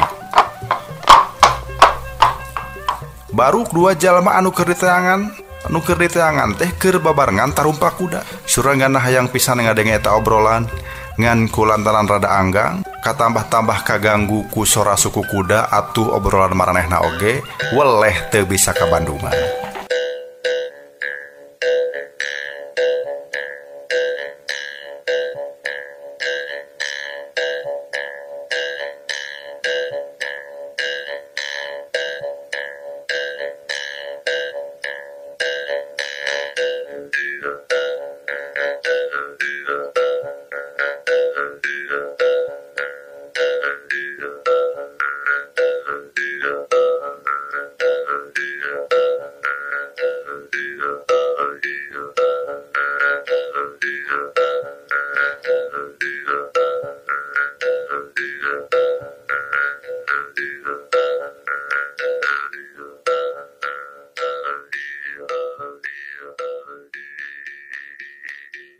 Suranggana hayang pisan ngabandungan naon anu keur diobrolkeun ku Nyi Tarminah jeung Aji Mantri. Kabireungeuh nama uplek jeung daria pisan. Jiga-jiga eta teh urusan anu kacida pentingna. Tapi eta karep teu bisa kalaksanakeun. Sabab itu keur tarumpak kuda sanajan lalaunan oge. Ari manehna keur naplok dina dahan kai. Suranggana henteu wani nuturkeun sabab boh Nyi Tarminah boh Aji Mantri teh lain jalma samanea. Mun dituturkeun kitu bae maranehna tangtu bakal apaleun. Padahal lamun hayang nyaho naon anu keur diobrolkeun, tangtu kudu diintip kalawan demit. Suranggana ngajudi naon anu keur diobrolkeun teh tangtu lain urusan pribadi, tapi deukeut-deukeut kana urusan negara. Kumaha henteu rek nyangka kitu? Sabab kapan Eces gulang-gulang ti Raja Galuh kamari nyebutkeun yen maranehna ngepung Suranggana teh alatan diparentah ku Nyi Tarminah. Ari Aji Mantri mah deui ku Suranggana keur dicuriga ka baud kana urusan anu keur dipilampah ku Arya Perbangsa. Ditepung-tepungkeun ku pangira pamustunganana Suranggana boga panyangka yen antara Nyi Tarminah jeung Aji Mantri teh geus saengko jeung Arya Perbangsa. Percaya karena sangkaan manehna bieu pamustunganana Suranggana ukur bisa ngahuleng sorangan dina dahan kai. Asa kateuteuri aing makin nutur-nutur kana urusan batur. Pokna ngagerendeng sorangan. Nya dipikir-pikir ukur lieur sorangan, naha make openan kana urusan batur segala rupa. Batur rek kieu rek kitu oge da eueuh patalina jeung kapentingan manehna. Pek bae kumaha dinya pokna deui. Dipikir-pikir salila ieu maehna ngan ukur micenan waktu. Mimitina turun ti Gunung Ciremay teh alatan hayang nambah-nambah pengalaman hirup. Disagigirin hayang nalung ti karuhuna tapi beh dieu bet kasered kana urusan batur. Padahal kirana haon make kudu ulah ilu kana patelakna antara balad siluman Nyerambut Kasih jeung urang Cirebon. Kirana haon make openan kana pola Arya Perbangsa anu hayang ngarebut wilayah urut Pajajaran ti Cirebon jeung kirana haon make openan kana paripolah Aji Mantri. Nyi Tarminah jeung Nyi Tarsi anu agul ku payung butut hayang nanjeurkeun deui Sindang Kasih atawa Pajajaran. Kacidan teu perluna, ceuk pikirna deui. Atuh ari geus mikir kitu mah pamustunganana suranggana ngoleset tina dahan kai. Geus kitu lempang ngabadeos, lempang ka mana? Nyao, manehna oge henteu nyaho. Tapi kita mending mulang deui ka Ponclot Ciremay okna deui. Da dipikir-pikir asa genah keur ngumpul ngariung jeung Ki Jongjo di Ponclot Gunung cicing ukur duaan. Badan keung mah kalah katentrem. Salila mangkuk di Ponclot Gunung aya asa eueuh masalah. Asa teu boga perkara berat. Kapan sapopoe oge ukur rundingan perkara kumaha kudu ngumpulkeun kadaharan dina nyang hareupan ngiji. Atawa ngatur dina moro mencak ulah sakama-kama. Ukur kitu we. Tapi naha atuh ari geus turun ti gunung, ari geus tepung jeung balarea bet jadi loba masalah. Masalah anu mantak ngajengkelkeun teh di antarana sanggeus nyaho yen dirina turunan jalma jahat. Kusabab kitu atuh batur teh jadi ijideun ka manehna. Sagala rengkak jeung paripolahna henteu oleh dicuriga bae. Atuh kusabab manehna teh muridna Ki Jongjo, batur oge jadi ijideun deui. Ki Sabtona anu ngaku musuh bubuyutan ka Ki Jongjo, di mana tepung jeung manehna teh bersok ngewaeun bae. Bongan cenah Ki Jongjo teh khianat ka Pajajaran. Ari sedengkeun Ki Sabtona nempatkeun maneh jadi jalma anu satia ka Pajajaran. Pusing puguh ge. Ngan kadienakeun sanggeus suranggana dae kemantuan ngenteng-ngenteng perkara anu tumibaka balad siluman Nyerambut Kasih. Ki Sabtona henteu pati ijideun. Tapi sanajan kitu Ki Sabtona teh angger we nyieun wates jeung manehna.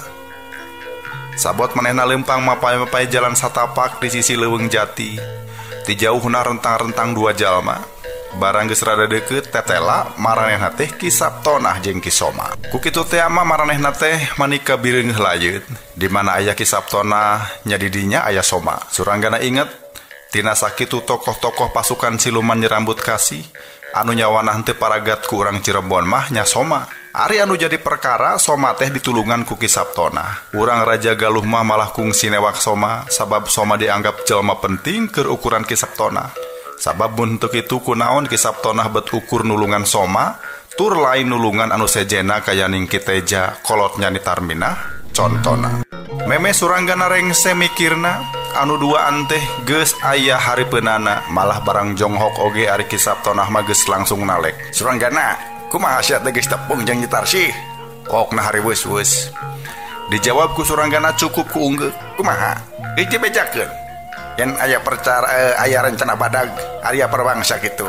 Ceuk Ki Sabtona deui. Pikeun kadua kalina suranggana ngajawab cukup ku unggeuh. Nya, kumaha cenah eta komentarna? Ceuk Ki Sabtona jika nu teu sabar. Sabab suranggana ngajawabna ukur ku unggeuh kungkul. Nya, kitu we. Walon suranggana bangun teu sumanget ngajawabna. Kitu teh, kitu kumaha teh? Ki Sabtona masih keneh panasaran. Nya cenah da geus apal manehna oge. Geus apaleun nya. Nya kitu ceuk manehna mah. Teh lo baca carita deui da ujug-ujug ngajengkat we. Tembal suranggana. Boh Ki Sabtona, boh Soma ting haruleng ngadenge eta beja teh. Sabot kitu suranggana bebeja yen manehna teh yen manehna mah arek balik. Balik dek balik ke mana teh? Ceuk Ki Sabtona. Nya ka lembur matuh bajar karang pamidangan we. Pan kami mah urang Ciremay. Arek balik we ka Ciremay da tujuan kami geus ka Hontal ieu. Ceuk suranggana. Lang Ki Sabtona ngahulang deui manehna mah jiga anu berat ditinggalkeun ku suranggana teh. Boro tadina mah kami teh butuh bantuan sia suranggana. Ceuk Ki Sabtona ngagerendeng. Kami mah turun gunung teh ku hayang nyaho saha ari karuhun kami. Ayeuna mah geus nyaho. Jadi deuk naon? Ku kuluyuran di tempat anu sakieu harenghengna, ceuk Suranggana. Goreng pecos pisan nyari si Jongjo. Ceuk Ki Sabtona ujug-ujug nyarita kitu. Nah habet jadi ngejeleh guru kami. Suranggana ngareret teu suka guruna digogoreng. Kusabab si Jongjo mah acan pantas jadi guru euy. Buktina geuning teu bisa ngawarah muridna, omong Ki Sabtona jebi.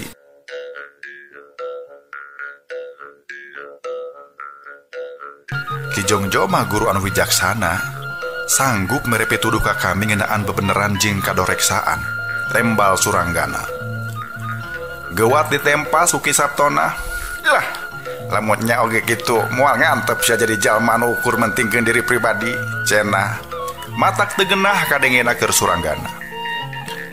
Nah kisilah make nyarita kitu sagala rupa. Pokna ngadaret jeung neuteub seukeut. Jalma anu geus bisa ngawilah-wilah mana bener mana salah mah kudu geus bisa ngalepaskeun urusan sorangan.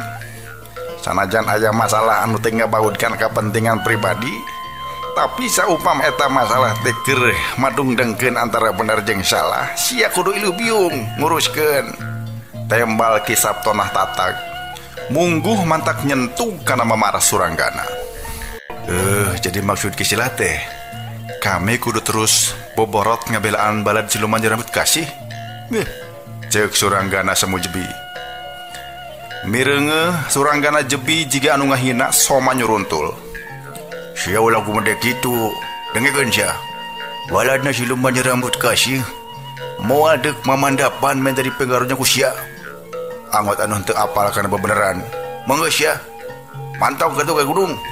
Ngacadog tu kageun pujur si Jongjo kitu. Ceuk soma keheul ka cida. Keur mah manehna teh tibareto geuleuheun ka Suranggana. Henteu kudu dititah, aing mah ayeuna keneh oge arek mantog, ceuk Suranggana keheul. Atuh ari geus kitu mah manehna ngajengkat. Ngan sampe meneruskeun lengkah kadenge deui sora Ki Sabtona. Nah sia henteu karunya ka si Tarminah. Suranggana, pokna geus nyentug deui kana mamarah Suranggana. Nah kumaha kitu? Ceuk Suranggana ngarandeg. Aing ngadenge beja. Nyi Tarminah ayeuna kalah kabilu ka si Arya Perbangsa.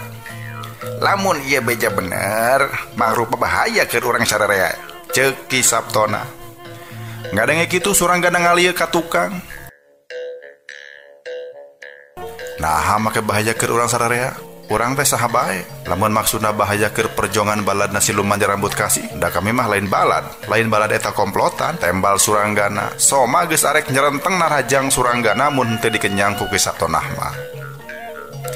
Memang perjuangan baladna siluman rambut kasih teh ukur perjuangan kelompok. Alatan hayang nanjeurkeun deui karatuan Sindang Kasih.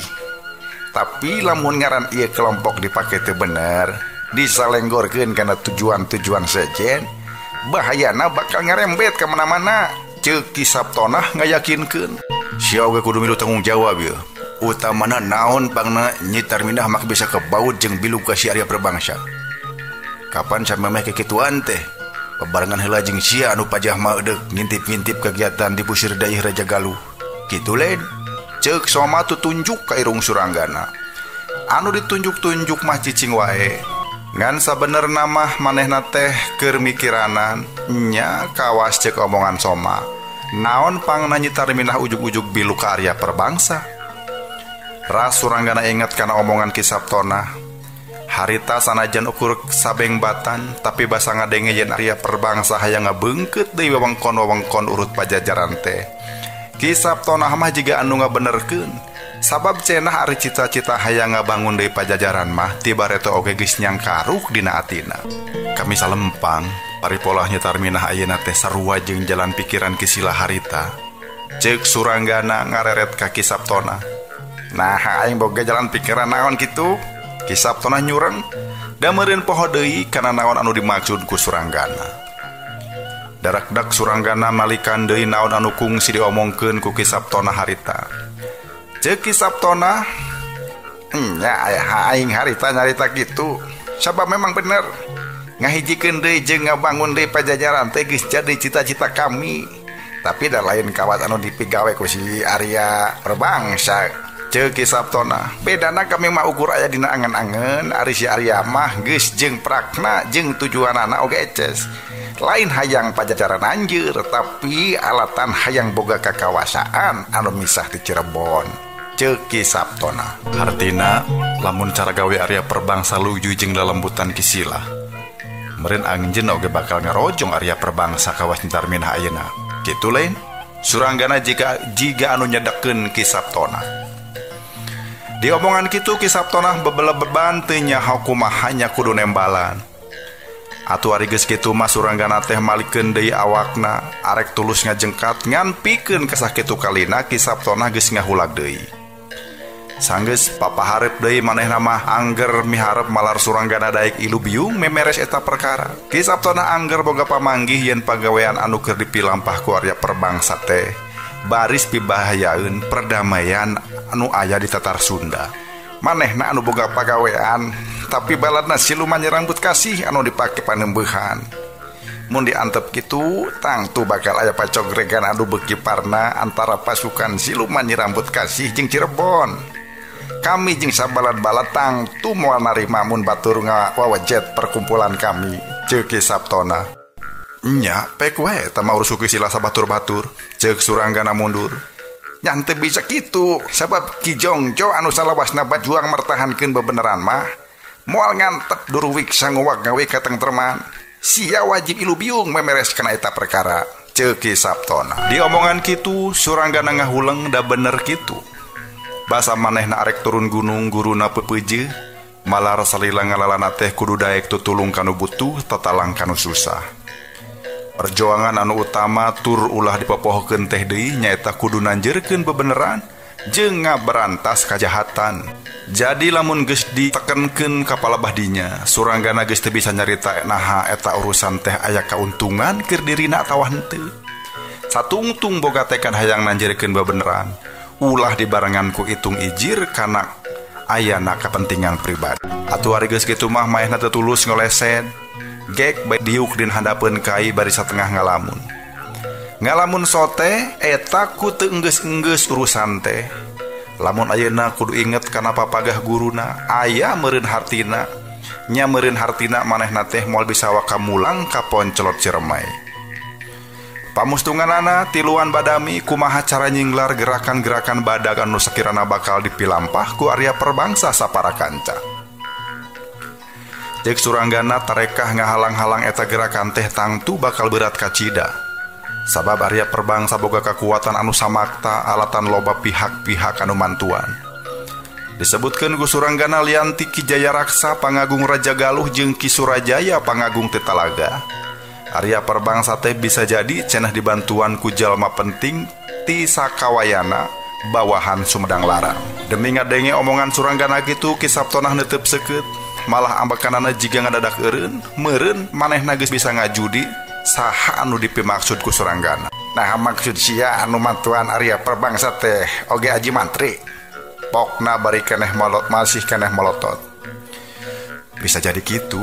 Tembal suranggana unggul malah sanggeus kitu darek-dek deui manehna medar lampahan yen tadi isuk-isuk manehna nyaksian Nyi Tarminah jeung Aji Mantri keur tarumpak kuda di sisi leuweung jati wewengkon Raja Galuh. Maranehna teh keur ngobrol mani uplek ngobrolna daria pisan jiga aya masalah penting anu kudu dijalankeun. Hanjakal kami teu bisa ngabandungan naon-naon bae anu keur diobrolkeun ceuk suranggana.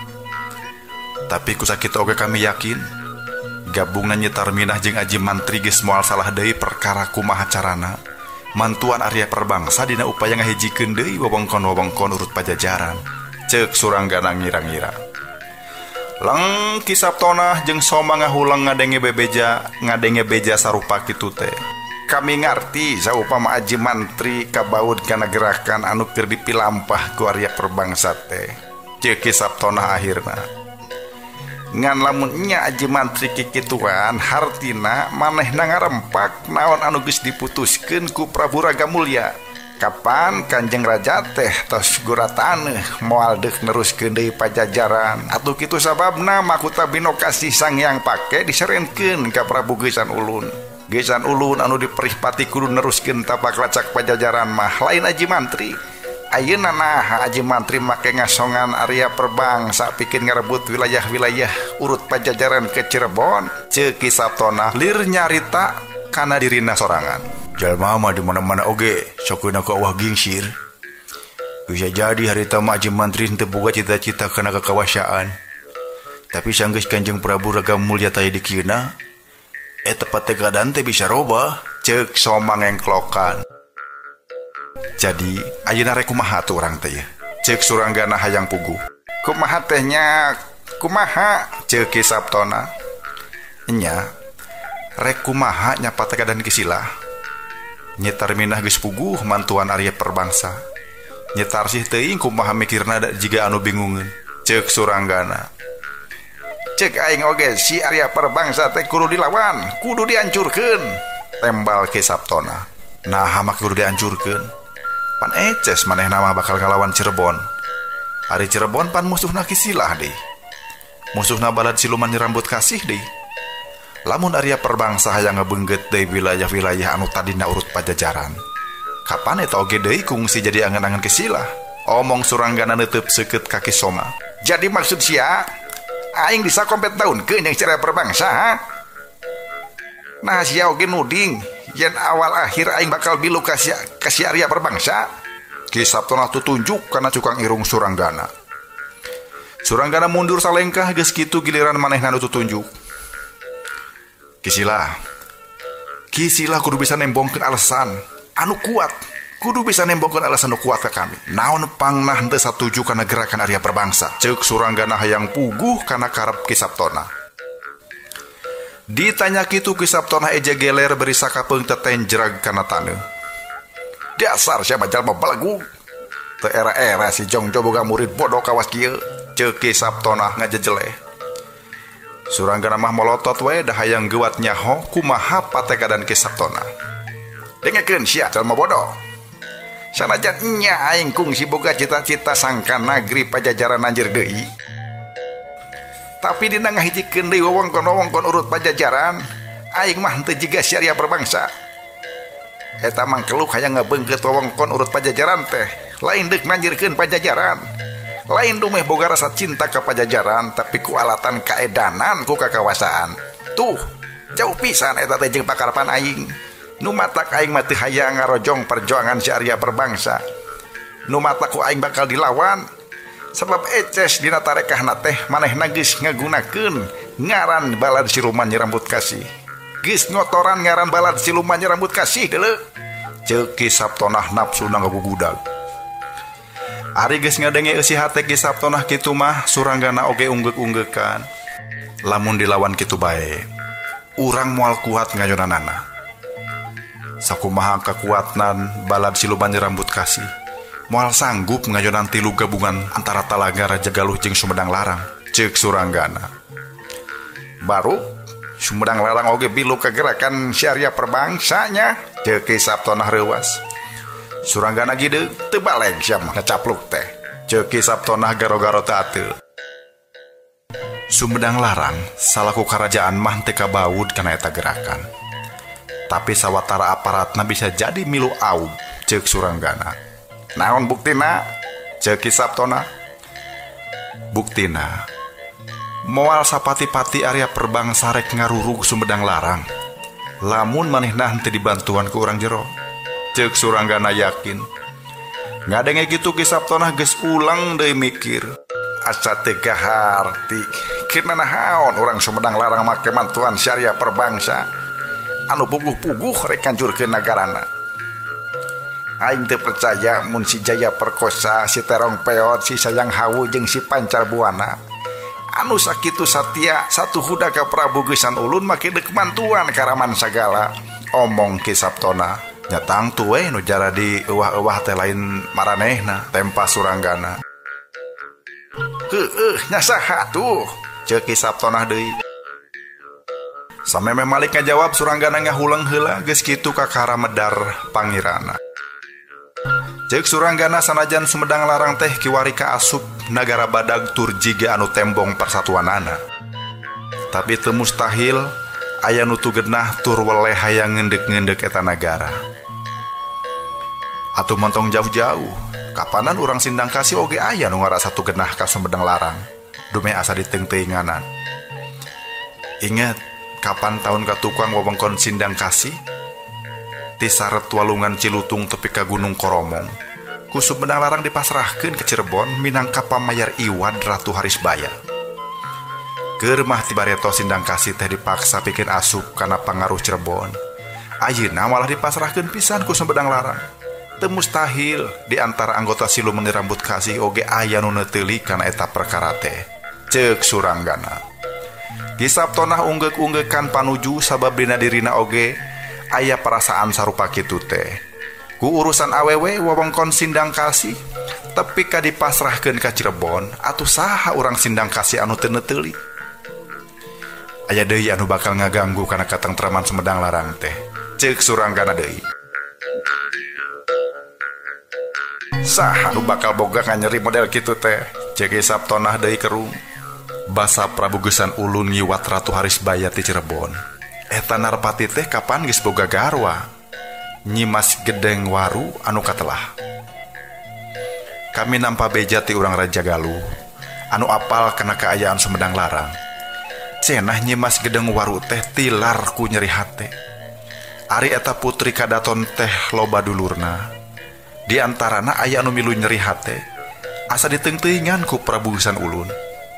Tah mun nya kitu henteu mustahil bakal aya nu males pati ka Prabu Geusan Ulun. Ceuk Suranggana nembongkeun pangirana tur diunggeukeun ku Kisaptona. Kumaha atuh jang ngakalan gerakan anu dipilampah ku si Arya Perbangsa teh nya? Ceuk Kisaptona akhirna. Akalna urang kudu nepungan jalma-jalma anu sakirana bakal dirugikeun ku eta gerakan. Ceuk Suranggana. Maksud sia urang teh kudu nepungan Prabu Geusan Ulun. Ceuk Kisaptonah deui eta salah sahijina. Kisaptonah katembong kerung. Tapi kusakitu oge Suranggana jadi apal yen Kisaptonah teh kaasup jalma anu henteu pati resepeun ka Prabu Geusan Ulun.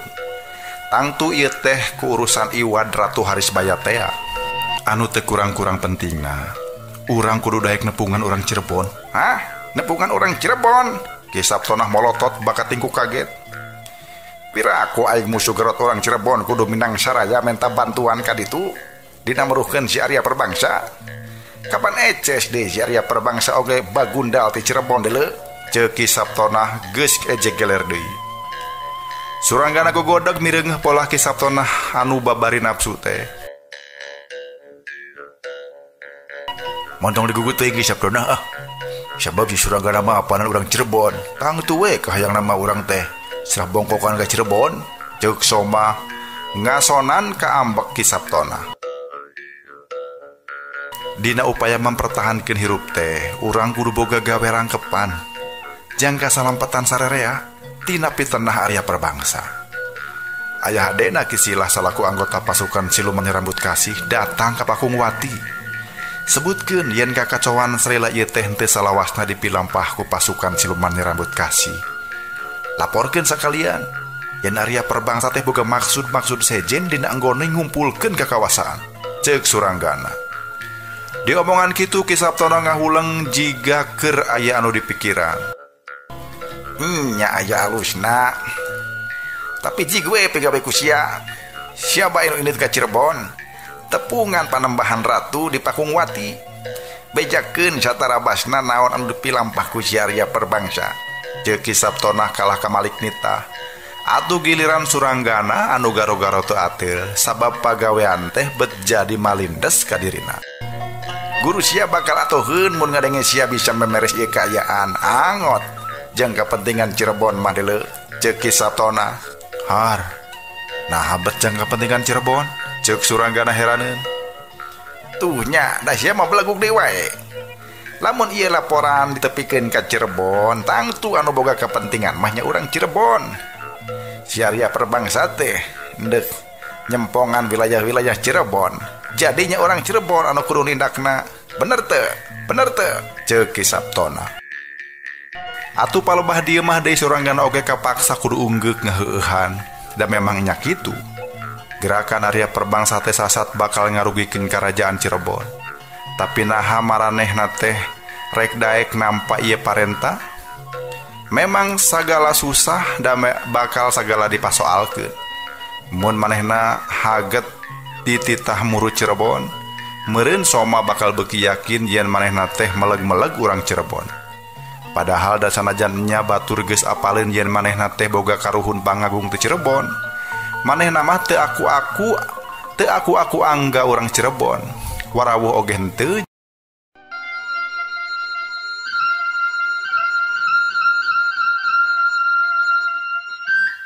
Aduh, hanjakal pisan. Waktosna kabujeng seep ka sugri pamiarsa.